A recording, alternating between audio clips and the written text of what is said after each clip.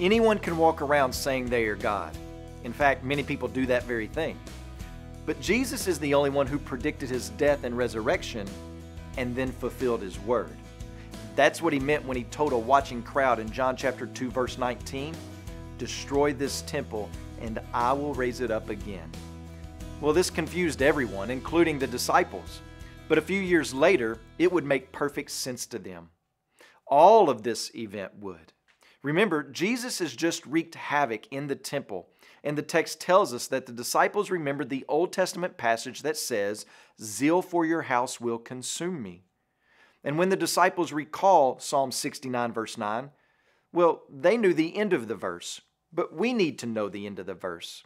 It says, "For zeal for your house has consumed me, and the reproaches of those who reproach you have fallen on me."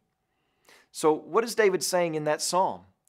David is saying that these enemies of mine are taking out their rebellion and hatred of you, God, on me. They know I love you, and because they hate you, their reproach for you has been put on me. So when the disciples in John chapter 2 see what's going on, they see Jesus full of zeal for the right worship of God. And that zeal would lead others to place their hatred and rebellion against God upon God the Son. But Jesus also says, "Destroy this temple and I will raise it up again," predicting his resurrection. So a sign wasn't given immediately. This sign would actually come back to haunt the religious leaders, but it would bring joy and confidence into the disciples' heart. And this is the third time we see Jesus do something that displays his light, his glory, his authority. The first one was with Nathanael. Jesus said to him, "You will see greater things than this." And what we saw next was turning water into wine. And when he did that, in verse 22, it says that the disciples believed in him.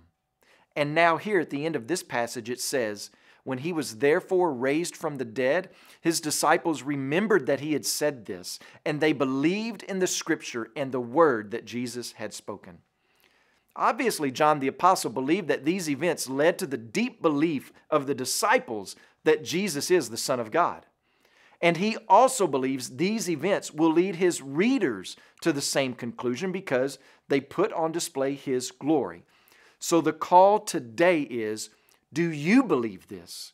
Do you believe that Jesus is this man? Do you believe that he has this authority in the temple? And does he have the same authority in your life?